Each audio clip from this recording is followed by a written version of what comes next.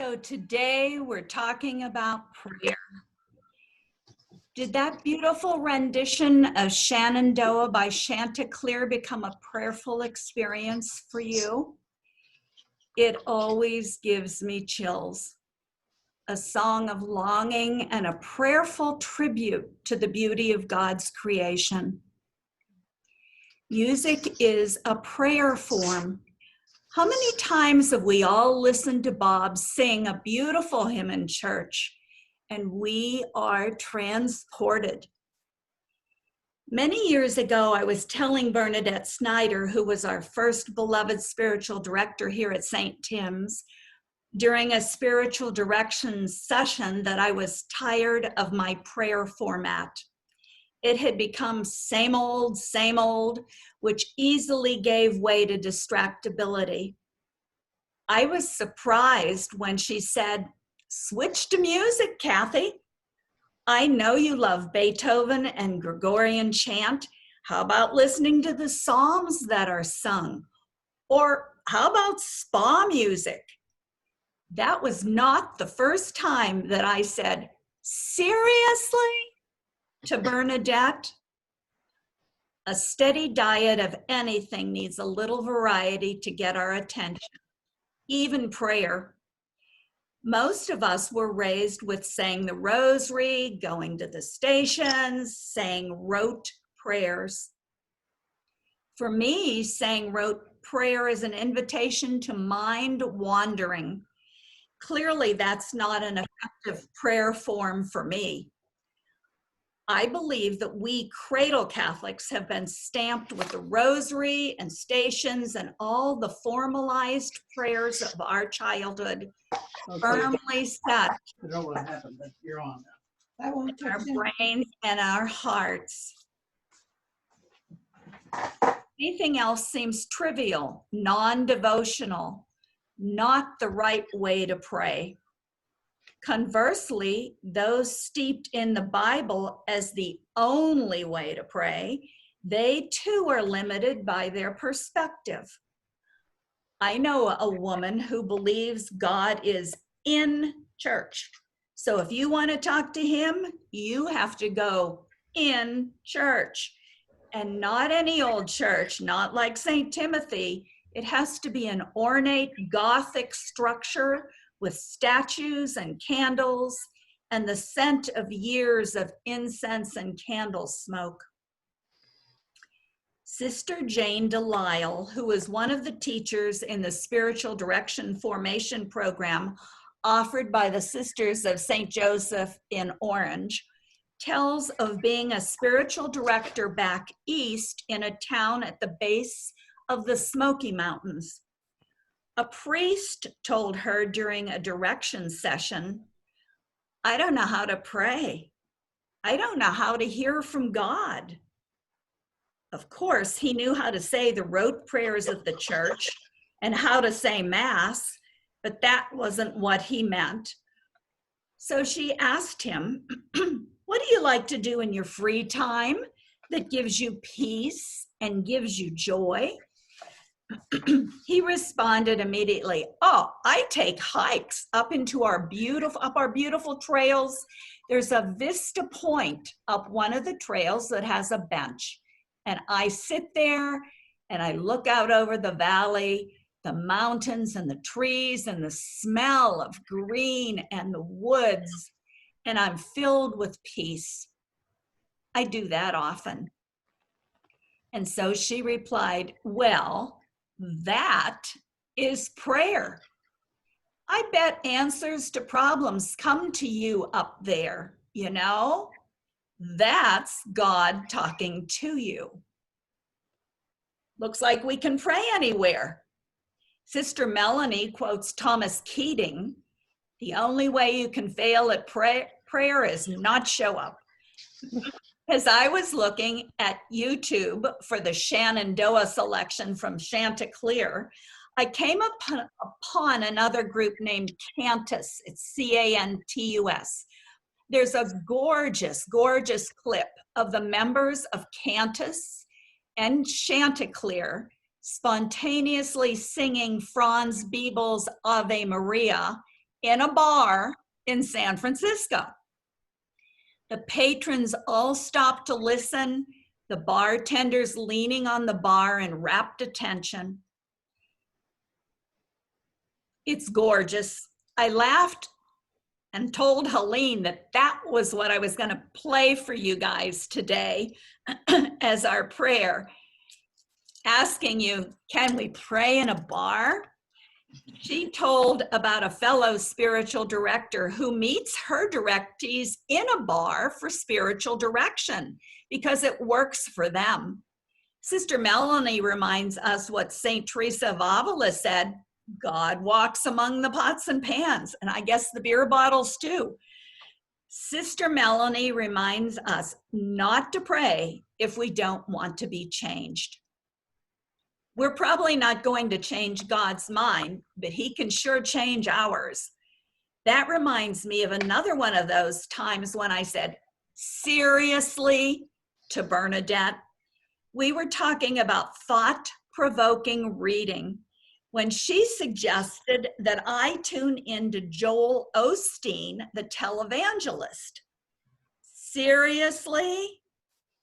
Yeah, she said, seriously, God moves in mysterious ways. The day that I tuned in, Joel was telling an interesting story about petitionary prayer. His daughter had been pestering him every day about going to Disney World. Daddy, when are we going to Disney World? You promised. In exasperation, he said, all right, we'll go next weekend. Afterward, as he thought about it, it dawned on him that that's exactly what we do to God. We ask God for something, to heal an illness, to find a job. I lost my place. To sell our house, to lead a child back to him.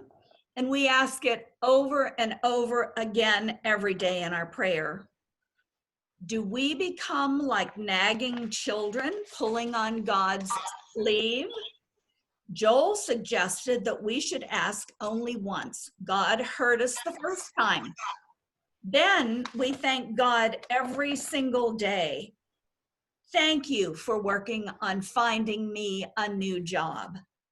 Thank you for bringing healing of mind and body and peace to my friend. Thank you for leading my child back to you. Thank you for finding the perfect buyer for my home. I often pray, show me what you want me to do to help. I have told the Joel Osteen Disney World story many times, and I silently send a prayer of thank you to Bernadette for her insight. Once, not long ago, I was on a silent retreat led by the Jesuits. On a large dining room table were 100 colored pencils, an array of sheets of geometric patterns, the kind that looked like the coloring books for adults that were really popular a couple of years ago. Again, I thought, seriously? But I was surprised to learn that that is a bona fide prayer form called mandala. Art can be a prayer form. I have several friends who love arts and crafts. One of them has a lovely watercolor of an angel that's very beautiful. When I asked her about it, she said, oh, I made it in a class for mixed media. Fabric glued on canvas and watercolor and marker. It was a very prayerful experience. Another very artistic friend lamented that her prayer life has become kind of dry. So we suggested she make an art table with various colors and crafts. That's a time when she feels great peace. Perhaps God will be chatting with her then. As Father James Martin says about prayer, you just have to show up. It's okay if you're tired, distracted, grumpy. God can work with all of that.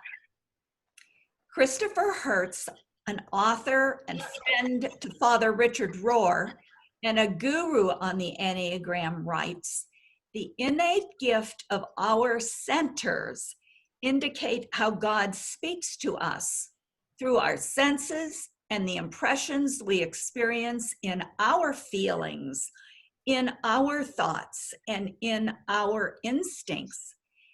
These go-to places for each of us are rich spaces to hear from God.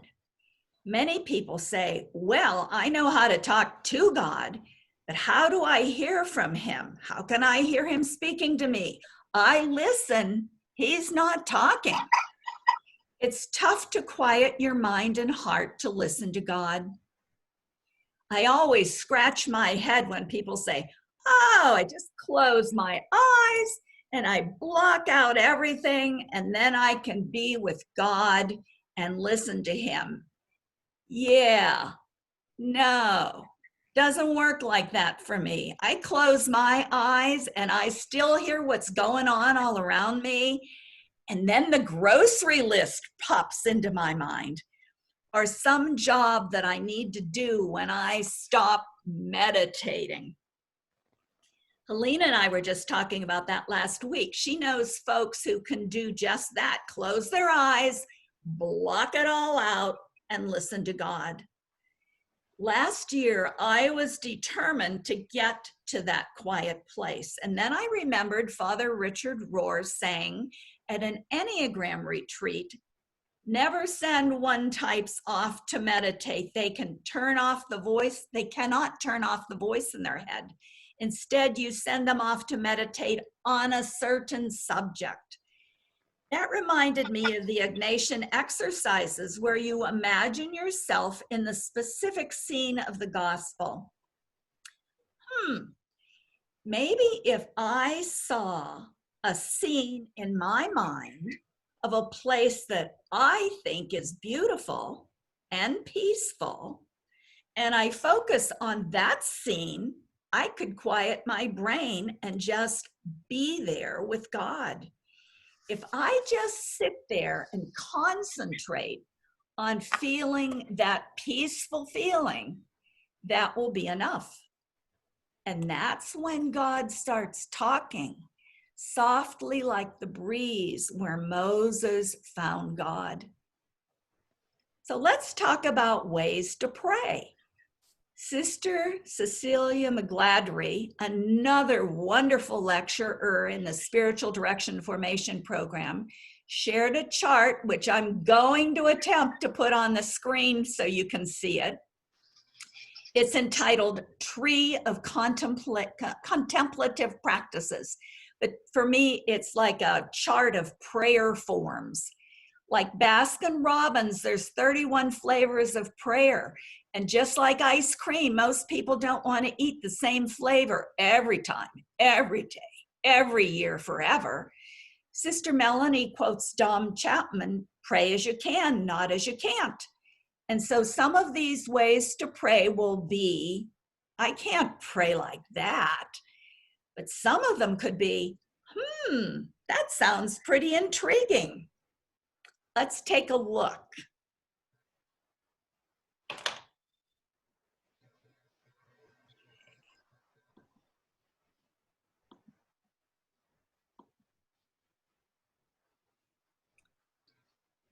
Okay, so this is the tree. I'm gonna expand it so that you can see it a little bit better, because I know it's hard to see it. Hang with me a minute here. There we go. Okay, so the top part of the branches on the like at 11 o'clock are stillness practices, silence, centering prayer, meditation, insight meditation. Somebody's mic is on. Can you check to make sure your mic is off? I hear somebody's puppy dog. Quiet and clearing the mind. And there's active practices of pilgrimage, and vigils and marches and bearing witness and generative practices. Oops, let's get this down.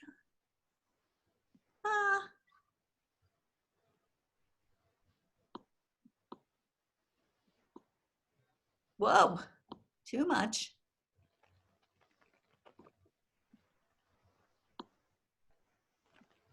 Oh my goodness, technology. Here we go. Well, it's not going to do it. So I will tell you what was on it. The generative practices are prayer, Lectio Divina, petitionary prayer, loving kindness meditation, the ritual practices of the sacraments and the Lord's Prayer and Eucharist to build a sacred space at home, and ceremonies and religious traditions. And then the relational practices of dialogue and deep listening, storytelling, journaling, spiritual direction, the movement practices of martial art and Tai Chi and dancing and yoga and walking meditation, contemplative movement, and labyrinth walking. In fact, labyrinth walking was one of those field trips that Helene was hoping we could go on. And then creative practices, singing, chanting, contemplative music, contemplative art, brushwork, and mandala, which is the geometric designs that I told you about a little earlier. Let's see if I can get us back to where I need to be.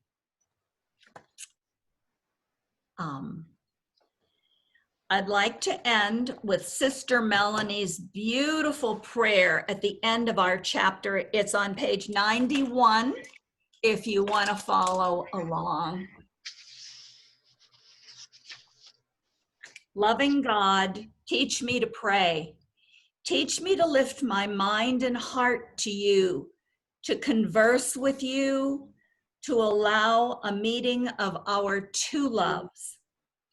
Help me to be honest in my prayer, expressing to you my deepest needs and desires. Help me to keep showing up for prayer, even when I think my prayer is inferior, difficult, or boring. Keep reminding me that any place is a good place to converse with you. God, I thank you for the times my prayer has been consoling. And I thank you for the times it has been disturbing. Those times you have invited me to change my mind, my attitude, my plan. And may I always remember that I pray not to get results, but to love you and to become the person you are calling me to become, step by baby step. Okay. Now, let's see.